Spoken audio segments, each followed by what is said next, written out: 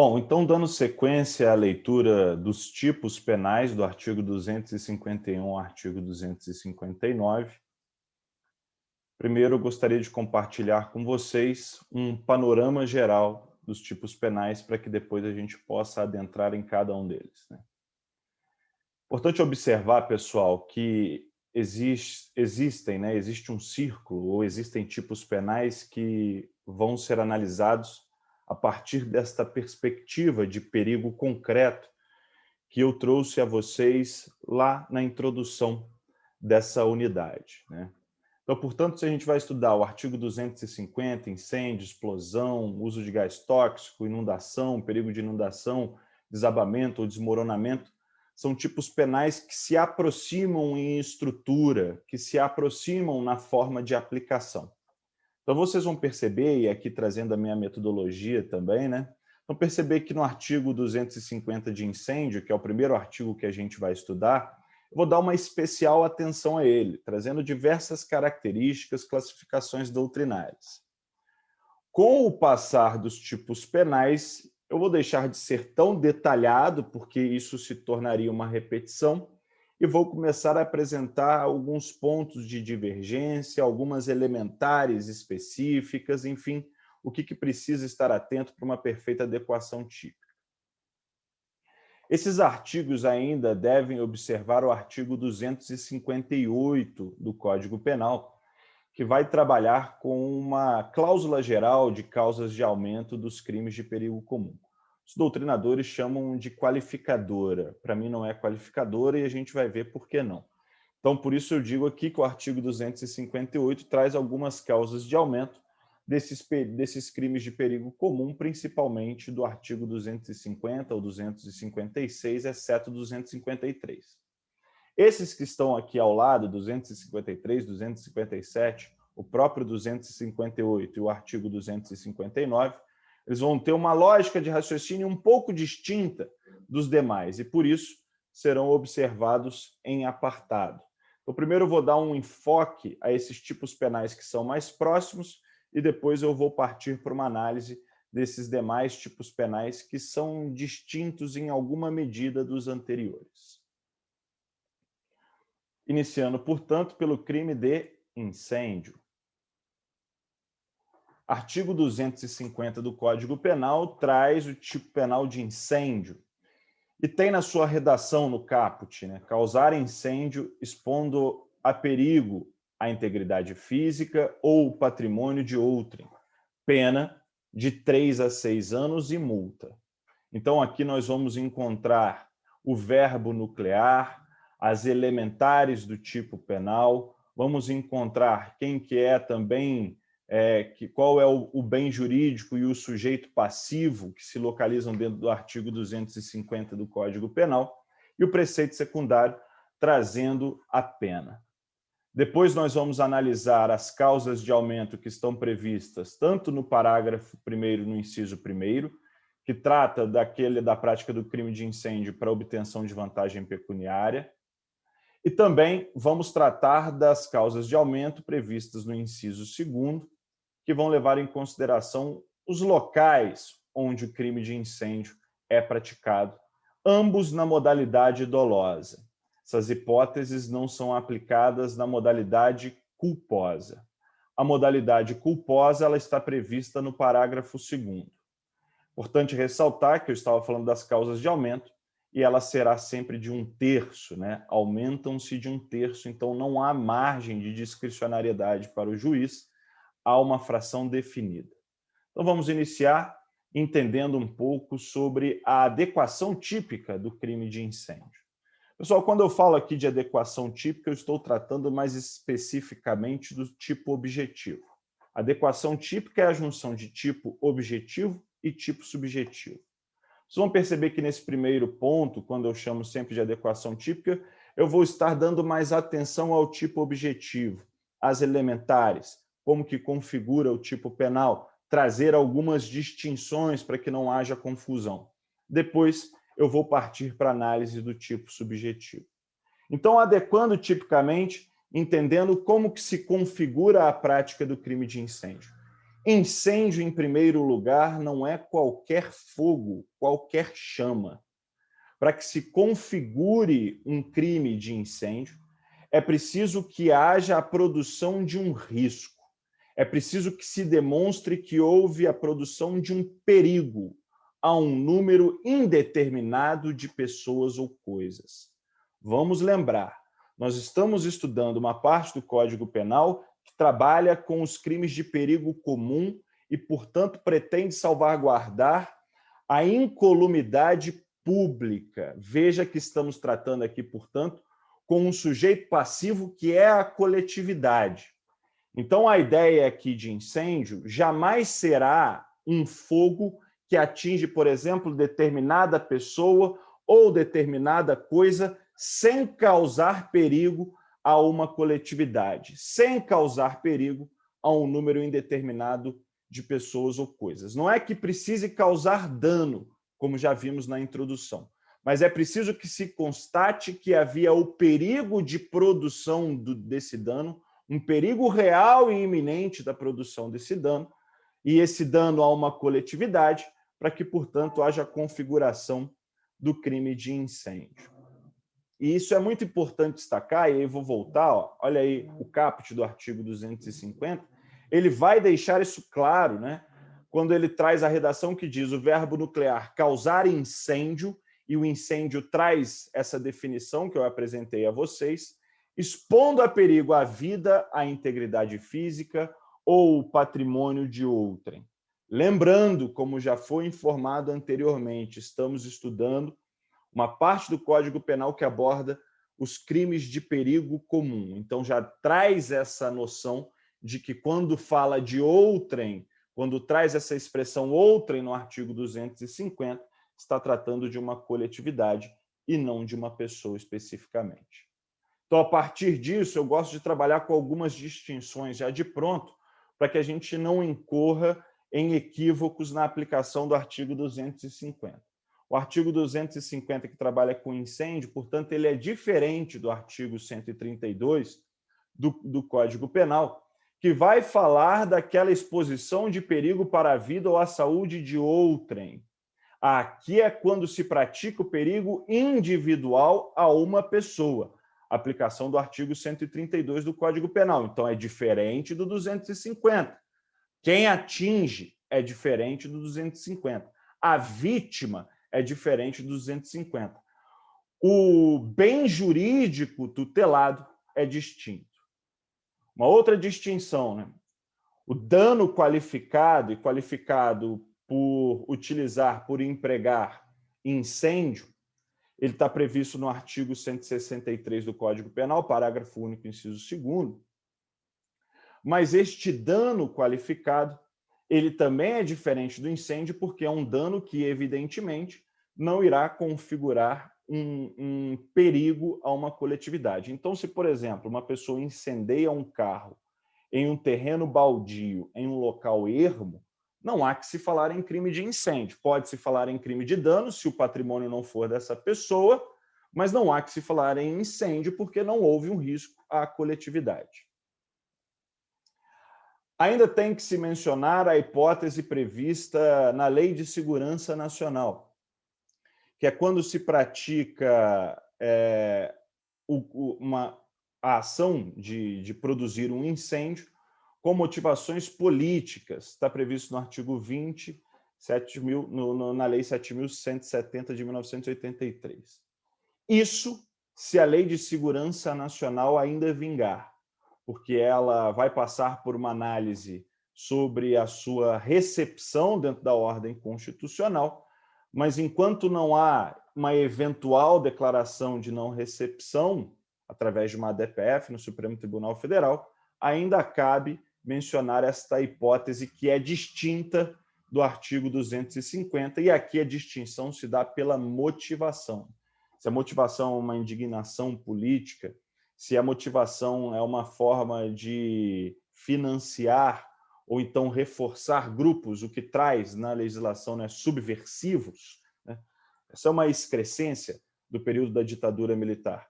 Aí haveria a aplicação do artigo 20 da Lei 7.170 170 de 1983. Uma quarta distinção, que, portanto, não é a hipótese que a gente trata no artigo 250, é no caso da aplicação do artigo 16, parágrafo 1º, inciso 3º, da Lei 10.826 de 2003, que é o Estatuto do Desarmamento. No caso, o Estatuto do Desarmamento ele traz neste dispositivo a possibilidade de que uma pessoa, portanto, ela empregue um artefato incendiário sem autorização ou em desacordo legal. Aqui é fundamental uma distinção para o artigo 250 do Código Penal. Se essa pessoa ela emprega esse artefato incendiário em desacordo legal ou sem autorização e não causa um perigo comum, responde pelo artigo 16, parágrafo 1º, inciso 3º do Estatuto do Desarmamento. Agora, no momento em que essa pessoa ela produz um perigo comum, um perigo à coletividade, um perigo concreto, aplica-se o artigo 250 do Código Penal. Portanto, a gente trabalha com essa distinção, perigo abstrato, o artigo 16 do Estatuto, perigo concreto, artigo 250 do Código Penal. E o tipo subjetivo? Quais são as possibilidades que nós temos dentro do crime de incêndio? Como a gente viu na leitura superficial da redação do artigo 250, a gente tem a modalidade dolosa subentendida, evidentemente, o dolo não é declarado, prevista no caput, e com as causas de aumento previstas no parágrafo 1º, e existe também a modalidade culposa, que está prevista no parágrafo 2º do Código Penal, expressamente como deve ser.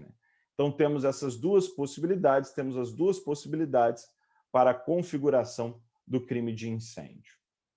O bem jurídico tutelado do crime de incêndio, como já foi ressaltado, é a incolumidade pública, a tranquilidade social, Então, portanto, esse bem que tem que ser atingido é que o incêndio, através de chamas, tenha a capacidade, em particular, de causar um perigo comum.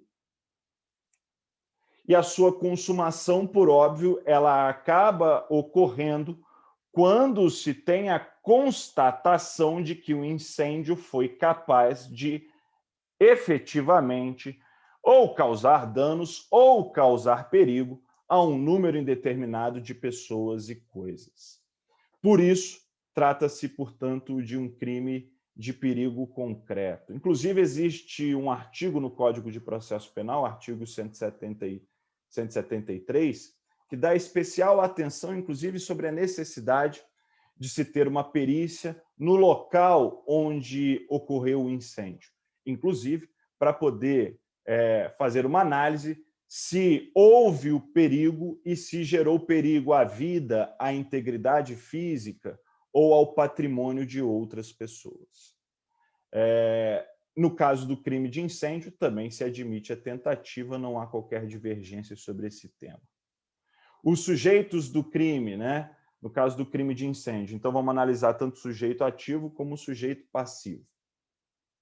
O sujeito ativo do crime de incêndio pode ser qualquer pessoa, Então, portanto, estamos aqui diante de um crime comum. Qualquer pessoa, não precisa de alguma característica especial para que haja a prática desse delito.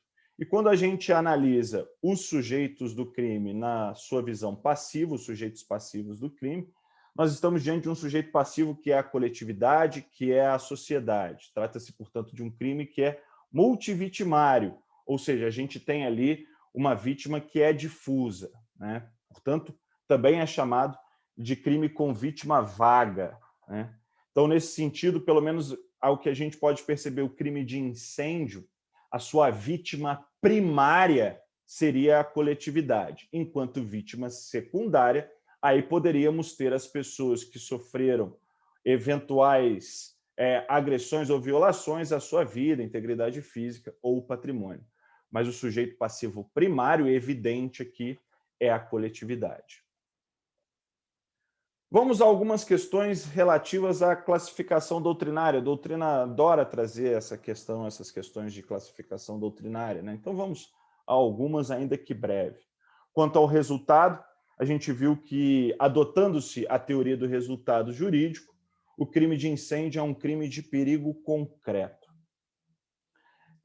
Quem preferir adotar a teoria do resultado naturalístico, que é aquela que subdivide entre material, formal e de mera conduta, aí pode-se localizar uma divergência.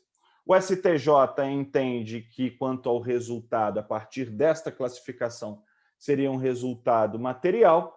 Agora, doutrinadores como Bittencourt, como Greco, entendem que seria um crime de resultado formal, ou seja, que não exigiria, portanto, que ocorresse um eventual resultado naturalístico e que já teria antecipação desse resultado a partir do momento em que há a propagação do incêndio. Então, existe essa divergência, mas o que nós temos de firmado, seja em doutrina, seja em jurisprudência, que quanto ao resultado, trata-se de um resultado jurídico, de perigo concreto. Outras classificações doutrinárias também podem ser observadas, né? É um crime que é praticado de forma livre, então não tem uma forma vinculada, pode ser praticado de diversas maneiras, acende um isqueiro, enfim, deixa um fogão ligado, enfim, trata-se, risca fósforos e joga em um determinado local onde tem folhas secas para pegar fogo. Existem várias formas, a forma é livre da prática desse delito.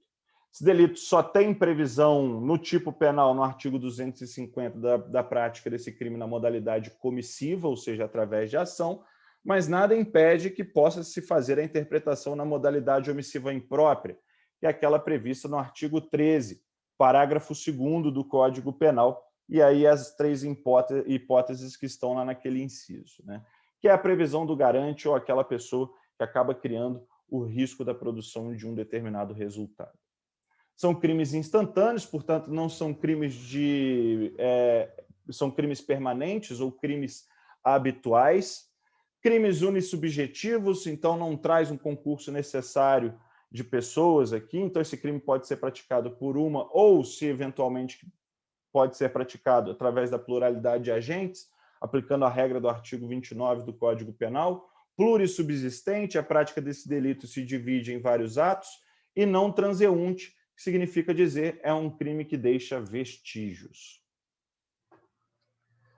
Saindo dessa análise geral e mais doutrinária, portanto, do artigo 250 do Código Penal, vamos passar a estudar as causas de aumento previstas no parágrafo 1º do Código Penal. Como a gente viu, é um aumento de pena que se dá com 1/3. A primeira hipótese de causa de aumento está prevista no inciso 1º. Vamos retornar só para fazer a leitura e aí a gente retoma o raciocínio. Inciso 1º, portanto, diz que aumenta-se de 1/3 a pena se o crime é cometido com o intuito de obter vantagem pecuniária em proveito próprio ou alheio. Então, aqui a gente está diante daquelas situações onde o crime de incêndio ele é praticado com a intenção, o agente pratica o crime de incêndio com a intenção, portanto, de conseguir receber alguma vantagem pecuniária, receber algum benefício para si mesmo. Então, pode ser que uma pessoa, por exemplo, desejando destruir a sua concorrência, vá lá e incendeie o estabelecimento comercial ou empresarial daquele seu concorrente, querendo obter, portanto, vantagens econômicas. Pode ser que uma pessoa ela tenha uma determinação de demolição da sua casa, não deseja gastar dinheiro com essa demolição, vai lá e incendeia o edifício, a fim de tentar, de alguma forma, portanto, não ter um gasto excedente, obter alguma vantagem pecuniária, né? Então, estamos diante de hipóteses da prática desse delito de incêndio. É claro que é preciso gerar um perigo comum, a qual há a possibilidade de aplicação dessa causa de aumento de 1/3. Sobre este inciso especificamente, há um debate. E esse debate ele existe tanto na doutrina como na jurisprudência, né? Que o debate que existe seria do seguinte tom, né? O que se coloca. Se uma pessoa que pratica o crime de incêndio para obter uma vantagem pecuniária, e essa vantagem pecuniária é aquela vantagem que vai tratar de uma vantagem relativa a seguros ou indenizações, conforme está previsto no artigo 171, parágrafo 2º, inciso 5º do Código Penal, que trata do crime de estelionato, né? Se nesse caso o agente ele responderia em concurso pelo artigo 250, parágrafo 1º, inciso 1º, ou seja, praticou um crime de incêndio para obter uma vantagem pecuniária, em concurso com o crime de estelionato do artigo 171, parágrafo 2º, inciso 5º, para obter uma vantagem relativa a seguro ou valores indenizatórios. Ou seja, há a possibilidade de concurso entre esses delitos, ou isso geraria uma violação ao princípio do ne bis in idem, né? Primeira posição que a gente pode destacar é a posição do Bittencourt. A posição do Bittencourt, ele vai dizer que o crime de incêndio, portanto, que é praticado por esse proprietário de estabelecimento, com a finalidade de obter esse valor de seguro, absorveria o artigo 171, parágrafo 2º, inciso 5º. Portanto, respondendo somente pelo artigo 250, parágrafo 1º, inciso 1º. Então, portanto, aqui na visão do Bittencourt, aplica-se o princípio da absorção ou princípio da consunção. Já para o Greco, Rogério Greco, ele afirma que há essa controvérsia, mas, para sua visão, haveria a possibilidade de aplicação do concurso de crimes. Mas aí aplicando o artigo 250 caput e aplicando o artigo 171, parágrafo 2º, inciso 4º, porque de alguma forma evitaria o bis in idem, né? Valorar duas vezes o mesmo fato. Então, aplico o 250 na sua modalidade simples, concorrendo, portanto, com o artigo 171, parágrafo 2º, inciso 4º, que vai ser relativo ao estelionato com esta específica vantagem pecuniária. Já para o Nucci, ele entende que não haveria também incompatibilidade, né? Portanto, no caso, o crime de incêndio também poderia ser aplicado na sua modalidade simples, concorrendo com o crime de estelionato na sua modalidade prevista no parágrafo 2º, inciso 5º do Código Penal. O Nucci ainda traz aqui como uma fundamentação que não seriam incompatíveis essas duas ocorrências, porque cada um dos delitos tutela um bem jurídico distinto, né? Caso o crime de incêndio vai tutelar a incolumidade pública, no caso do crime de estelionato, tutela o patrimônio. Então, um dos fundamentos que podem ser utilizados para a não aplicação da absorção é porque estamos diante de tipos penais que tutelam, portanto, bens jurídicos distintos. Cabe ressaltar, pessoal, que isso pode ser uma tradição na doutrina, mas isso não necessariamente ocorre em todos os âmbitos da aplicação do direito penal, né? E aí, eu vou pegar aqui, inclusive, antes até de trazer essa reflexão, uma decisão do TJ do Rio de Janeiro também fala, né, que distingue o crime de incêndio de estelionato quanto à questão do perigo, então seria indiretamente a este tipo penal que seria aplicado.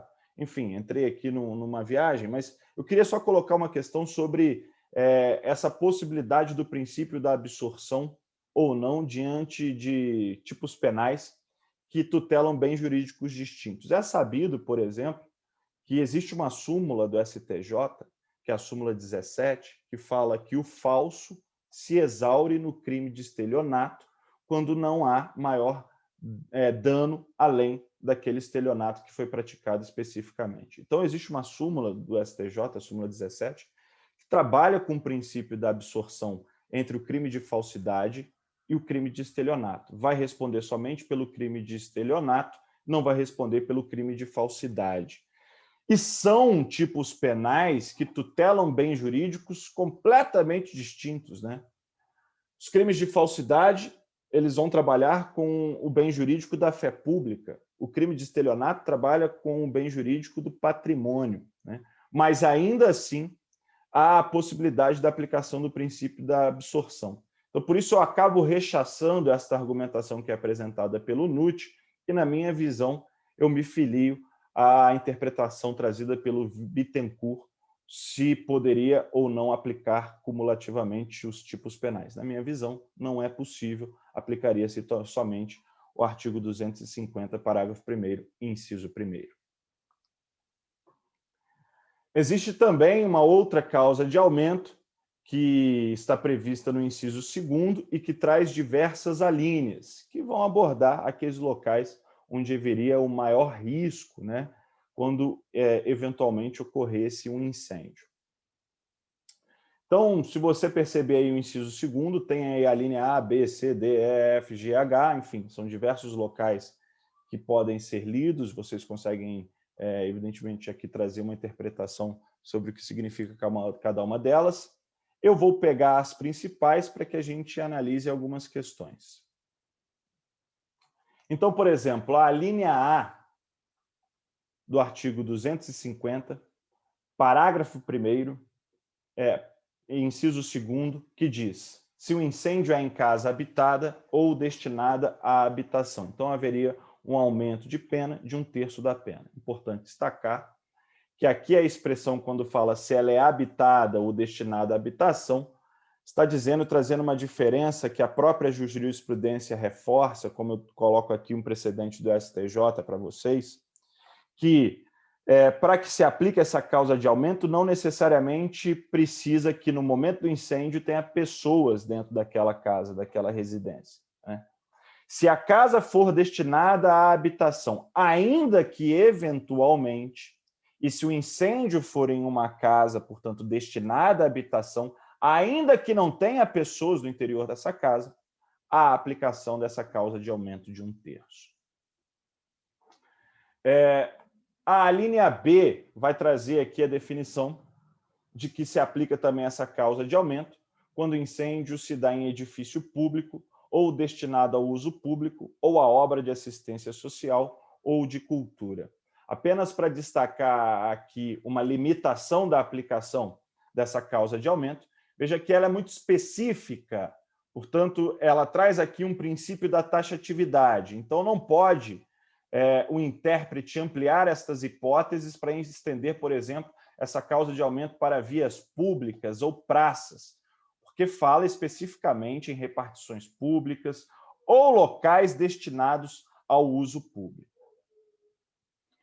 Ainda dentro dessa perspectiva de taxatividade, é importante perceber também a linha D.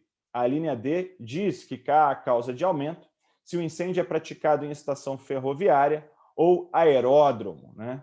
Isso traz o tom de quando também foi criado esse artigo 250 do Código Penal para a importância, por exemplo, de uma ferroviária. E aí, no momento da aplicação dessa causa de aumento, veja, não pode se estender essa aplicação a construções portuárias ou estações rodoviárias, porque é taxativo o que está previsto nesta linha. Pode ser que portos ou rodoviárias, possam ser aplicadas na hipótese da linha B, né, que são construções destinadas ao uso público. Mas na linha D não há essa possibilidade. E, por último, uma dessas causas de aumento previstas no inciso 2º, que eu gostaria de destacar, é que traz a linha H, que fala em lavoura, pastagem, mata ou floresta. Nesse caso, não só o NUT, mas também demais doutrinadores entendem que essa causa de aumento ela acabou sendo derrogada no que se refere à mata ou floresta pelo artigo 41 da Lei 9.605 de 1998, que é a lei que trata dos crimes ambientais e traz nessa possibilidade uma possibilidade de tipificação específica para quem incendeia mata ou floresta, restando somente a possibilidade da aplicação dessa causa de aumento se nós estivermos diante de um incêndio que foi provocado em lavouras ou pastagens e que, evidentemente, não esteja violando ou ofendendo o meio ambiente. O artigo 250, como já mencionado, quando analisamos o elemento subjetivo, traz a sua forma culposa prevista, portanto, no seu parágrafo 2º, que vai se dar quando o agente provocar um incêndio a partir de uma inobservância, né, uma falta de vigilância, um dever de observância que é exigido em sociedade, seja através de negligência, imprudência ou uma imperícia. E aí a gente pode pensar em alguns exemplos, né? Uma pessoa que, por exemplo, vai cozinhar e é extremamente desastrada e acaba provocando incêndio. Uma pessoa que está fumando um cigarro e aí depois joga fora o resto do cigarro e acaba provocando um incêndio. Enfim, quem brinca com fogo e acaba provocando um incêndio, todas essas possibilidades podem ser incluídas em uma modalidade culposa. Claro que eu não estou falando de dolo eventual aqui, depois a gente vai trabalhar, a gente vai aprofundar essas diferenças sobre os elementos subjetivos, principalmente quando eu falar do artigo 258 do Código Penal. E a ação penal, não só do crime de incêndio, mas de todos os delitos, é uma ação penal pública incondicionada. Eu já vou aproveitar o raciocínio do artigo 250 e utilizá-lo para a construção também do raciocínio do artigo 258 do Código Penal, que é o artigo que traz a previsão das causas de aumento. Lá no início da minha apresentação, eu demonstrei a vocês que todos esses artigos devem observar a aplicação do artigo 258, que ele traz causas de aumento, né? Como eu disse também, a doutrina costuma chamar de qualificadoras. Eu entendo que é causa de aumento porque aqui, em momento algum, há alteração do preceito secundário, né? Exceto na última hipótese que a gente vai ver, há uma alteração do preceito secundário. Todas as demais trabalham com causas de aumento, então vão trabalhar com proporção de aumento, né? Seja o dobro, seja a metade. Enfim, então, para mim, aqui, majoritariamente, o artigo 258 é um artigo que traz causas de aumento. E o que aborda o artigo 258? Que ele é muito importante no raciocínio desses crimes de perigo comum. A primeira parte do artigo 258 é que traz a chamada modalidade pré-ter-dolosa. E o que é a modalidade pré-ter-dolosa? É quando nós estamos diante de um agente que pratica o crime de perigo comum dolosamente e acaba alcançando outros resultados e consequências culposamente. Então, o pré-ter-dolo é aquele que tem o dolo no antecedente e a culpa no consequente. Então, na primeira parte do artigo 258, ele vai descrever quem pratica um crime de perigo comum, a exemplo, um incêndio, e gera um resultado de lesão corporal de natureza grave, e veja que destaca aqui qual é a natureza, veja que não é natureza leve, mas natureza grave, culposamente, a pena é aumentada de metade. Então, se a pena máxima do caput já era de 6 anos, pode se aumentar de metade, pode chegar a 12 anos ou até mais, porque esta é aplicada na terceira fase da dosimetria da pena e ela pode extrapolar os limites do tipo penal. Então, nesse caso, a modalidade pré-ter-dolosa, portanto, ela é aplicada quando pratica um crime de perigo comum dolosamente, incêndio, explosão, inundação, e gera um resultado de lesão corporal grave, aumento de metade na pena na terceira fase da dosimetria. Agora, se estamos diante de um agente que praticou um crime de perigo comum dolosamente e alcançou um resultado morte culposamente, a previsão do artigo 258 é da aplicação do dobro da pena. Então, esta é a causa de aumento. A pena aumenta-se em dobro. Então, por exemplo, praticou um crime de incêndio dolosamente, gerou a morte culposa de pessoas, tinha somente a intenção de praticar um incêndio, não tinha a intenção, nem o desejo, nem assumiu o resultado de matar alguma pessoa, mas ocorreu a morte de uma pessoa. Nesse caso, portanto, aplica-se a pena em dobro, também uma causa de aumento. Já a segunda parte do artigo 258, o artigo 258, portanto, tem que ser subdividido em duas partes. vai tratar da hipótese de agravação pelo resultado. E o que seria a agravação pelo resultado? É quando o agente ele pratica o crime de perigo comum na modalidade culposa e acaba gerando também resultados e consequências culposas. Então, no antecedente, na primeira ação, ele praticou culposamente, através de uma imprudência, de uma imperícia, de uma negligência, e gerou ainda resultados consequentes mais graves, que é a provocação ou de uma lesão corporal, de qualquer natureza nessa hipótese, ou se provoca a morte. Então, supondo, se o agente ele praticou um incêndio numa modalidade culposa, foi negligente no momento em que ele estava fazendo um churrasco, e se eventualmente isso gera um perigo comum, incêndio culposo, e como consequência gera uma lesão corporal de qualquer natureza dentro dessa possibilidade, não somente a de natureza grave, mas aqui de qualquer natureza, há um aumento da pena de metade. Então, portanto, a pena que poderia chegar a 2 anos da modalidade culposa pode ser aumentada de metade na terceira fase da dosimetria da pena. Agora, se praticou o crime de perigo comum na modalidade culposa e gerou um resultado morte também culposamente, aqui, para mim, é uma modalidade qualificada.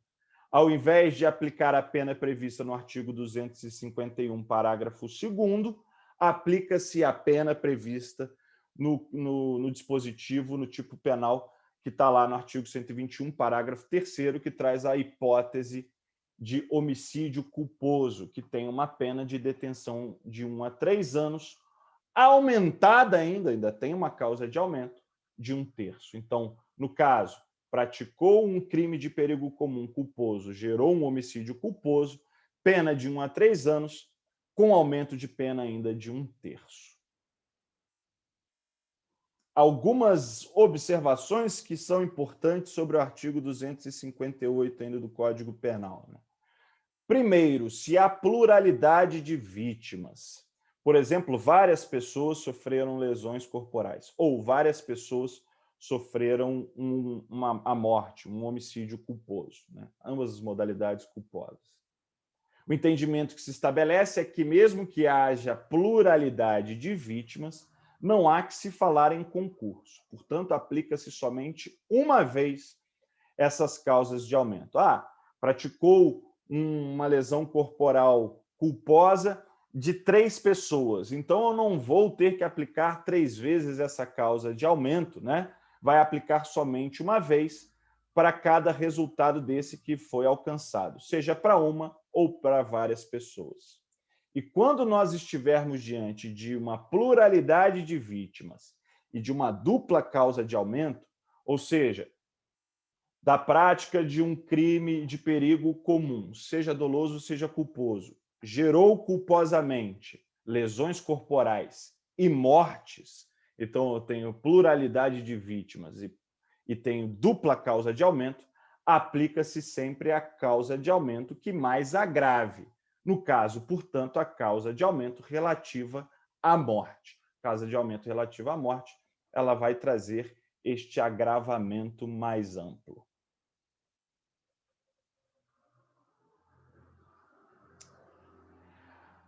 Além do artigo 258, fica uma questão que pode se observar de algumas lacunas que devem ser preenchidas através da interpretação, né?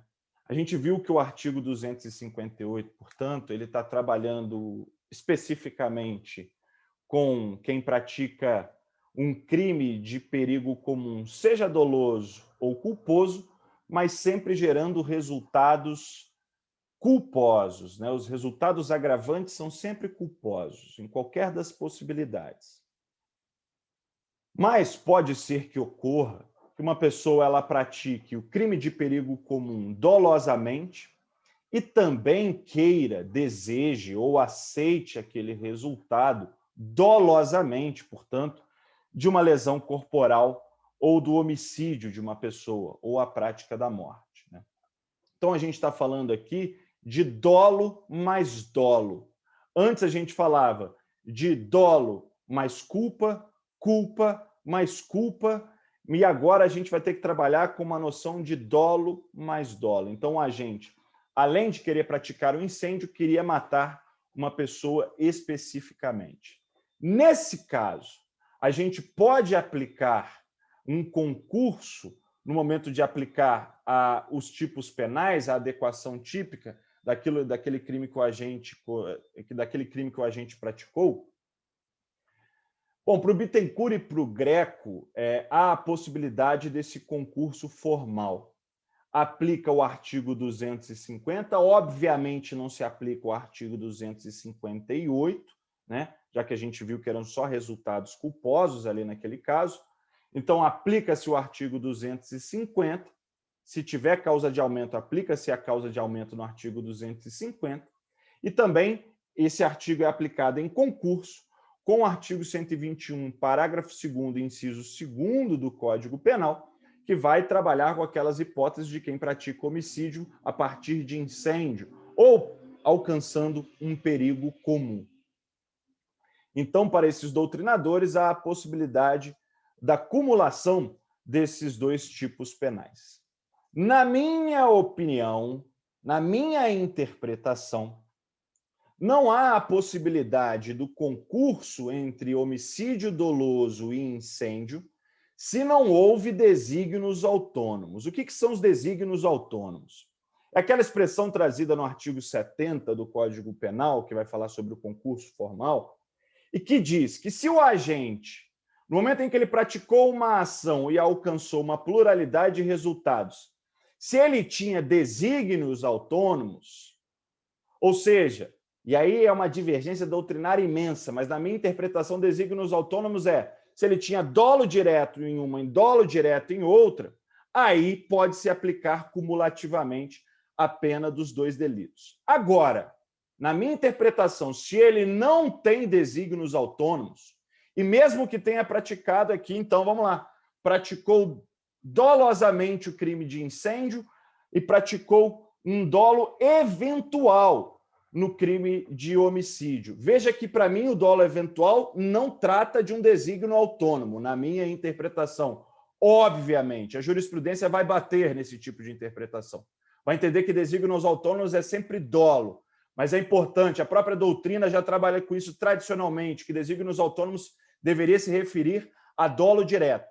Então, vou voltar meu raciocínio, que eu já me perdi aqui durante esses desdobramentos de racionalidade. Então, na minha interpretação, se o agente ele pratica um crime de perigo comum com dolo direto e alcança um resultado morte com um dolo eventual, não há a possibilidade de cumulação das penas, porque senão incorre em bis in idem. Nesse caso, o agente ele só tem que responder pelo artigo 121, parágrafo 2º, inciso 2º do Código Penal, que já é a qualificadora, que já vai levar a pena para uma margem de 12 até 30 anos. Se eu ainda aplico o artigo 250 do Código Penal, aí, para mim, na minha visão, ocorreria em uma dupla valoração sobre o mesmo motivo, que seria um incêndio e que já está destinado à qualificadora. Agora, se houver desígnios autônomos, se a gente tiver diante, portanto, de duas possibilidades, ele tem os dois desejos diretamente, quero provocar um incêndio, quero provocar o crime de perigo comum e desejo diretamente alcançar a morte daquela pessoa, aí pode até ser que se aplique um concurso formal quando ele vai lá e incendeia um local, gera risco à coletividade e mata a pessoa que ele desejava, né? Aí pode até ser que se aplique as duas penas cumulativamente.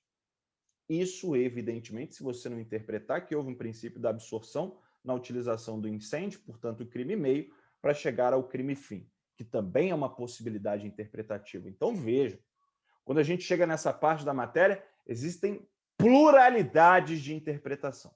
Fundamental é que você se filie a uma delas ou construa a sua interpretação a partir de fundamentos. E uma outra lacuna também que fica presente quando a gente analisa do artigo 258, que tem que ser preenchida, seja pela jurisprudência, seja pela doutrina, é no caso de concurso de crimes entre o crime de perigo comum e a lesão corporal. Se a gente estiver diante de uma lesão corporal que for dolosa, então aqui a gente está analisando sempre dolo mais dolo, aí pode até ser que se aplique o concurso formal, já que não há modalidade qualificada para o crime de lesão corporal, no caso de utilização de incêndio para alcançar aqueles resultados. Entretanto, na minha visão, não se aplica a agravante do artigo 61, inciso 2º, a linha D do Código Penal, que é quando se pratica um crime com emprego de fogo, né, de artefato incendiário, não se aplica para não incorrer numa violação ao princípio do ne bis in idem. Né? Então, responde pelo crime de incêndio, responde pelo crime de lesão corporal, mas não se aplica a agravante do artigo 61. Não vou valorar duas vezes o mesmo motivo, a mesma circunstância. E também é importante dizer, né, que existe uma lacuna. A gente viu que quem pratica um crime de perigo comum doloso e gera lesão corporal grave culposa, está previsto no artigo 258. Mas quando gera lesão corporal culposa leve, não está previsto no artigo 258. Então, há essa lacuna no artigo. Então, nesse caso também, é inevitável que se admita o concurso de pessoas. Né? Portanto, há a possibilidade de aplicação do artigo 250, mais o artigo 129, parágrafo 6º do Código Penal, que é a lesão corporal culposa. Né? Se não gerar resultados graves, há a possibilidade de concurso. Agora, se gera lesão corporal culposa com resultados graves, deve-se aplicar o artigo 258 do Código Penal. Voltando, olha o que diz o artigo 258 do Código Penal na modalidade pré-ter-dolosa. Praticou o crime de perigo comum na modalidade dolosa e gerou uma lesão corporal culposa, mas de natureza grave. Aí a aplicação do aumento da pena. Agora, se gera lesão corporal culposa, mas de natureza leve, não há essa possibilidade no artigo 258 e, portanto, deve-se admitir o concurso entre os dois tipos penais, o concurso de crimes. Trago aqui alguns precedentes para ilustrar esse raciocínio entre o artigo 250 e o artigo 258 do Código Penal. Vejam que aqui vocês estão diante de uma condenação do TJ do Espírito Santo e que traz aqui, né, assim, pelas constatações do perito e da prova testemunhal, verifica-se a situação de perigo comum necessária para a configuração do crime de incêndio, não havendo como prosperar o pleito de desclassificação para o crime de dano qualificado. É aquilo que eu já falei no início do artigo 250. É importante diferenciar. Uma coisa é o dano qualificado, outra coisa é o incêndio. Incêndio é quando atinge, portanto, um perigo comum, um perigo à coletividade. Mais uma jurisprudência aqui, um precedente judicial, né, trazido aqui do TJ do Paraná, e aqui estão diante de uma condenação por crime culposo, em que os pais responsáveis por 3 filhos de 2, 6 e 7 anos saíram de casa deixando uma lamparina acesa e acabou configurando na morte das crianças. Né? Então, portanto, há aqui uma tipificação na modalidade culposa, artigo 250, parágrafo 2º do Código Penal. E gostaria de deixar um debate final a vocês. O debate aqui, na verdade, é uma reflexão, né? Seria importante refletir no que ocorreu na tragédia do incêndio da Boate Kiss e as suas possibilidades interpretativas. Queria só passar uma breve reportagem para vocês, depois fazer essas considerações.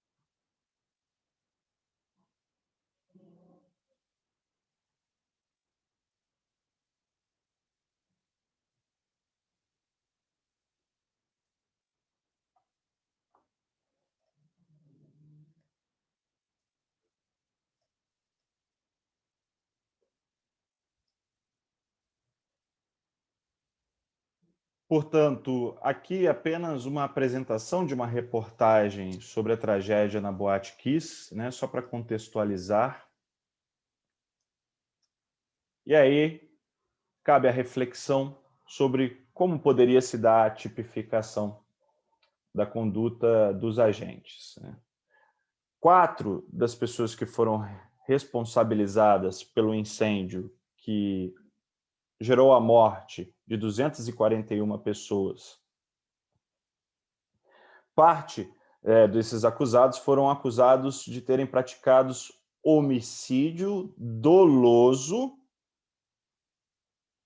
com a modalidade qualificada do parágrafo 2º, que seria incêndio. Claro que há mais de uma qualificadora, mas especificamente a gente está falando aqui da do incêndio, né? Então, eles foram denunciados especificamente aqui, eu tenho aqui para vocês o trecho da denúncia e abaixo, para quem depois quiser consultar o site da denúncia, eu vou passar esse material a vocês. Então, eles foram denunciados pelo crime previsto no artigo 121, homicídio doloso, além da tentativa de homicídio de 636 pessoas. Será que houve um homicídio doloso? Será que... E aí você pode pensar outras respostas, ainda não houve julgamento, né? Será que a gente está diante de um incêndio doloso com um resultado culposo? Será que estamos diante de um incêndio culposo com um resultado culposo das mortes, né, e das lesões corporais? São possibilidades interpretativas. Há o tom também para trazer aqui algo para que vocês pesquisem, acho que vale a pena pesquisar. O caso do incêndio do Gran Circo em Niterói, em 1961, onde uma pessoa dolosamente, com intenção declarada, colocou fogo na lona de um circo, matou mais de 500 pessoas e muitas crianças que estavam presentes. E também vale a pena pesquisar a tragédia de Cromañón, na Argentina, de 2004, onde é um fato muito semelhante ao da Boate Kiss, teve um incêndio em uma boate, e lá ficaram 1.430 pessoas feridas e 193 pessoas foram mortas. E o tribunal argentino entendeu pela modificação, inclusive, da tipificação, que antes era, o tipo penal lá é chamado de estrago doloso, e aí, em última instância, foram condenados por estrago culposo. São reflexões, pessoal. É isso. Sobre o artigo 250 e artigo 258, acredito que essas são as considerações mais importantes.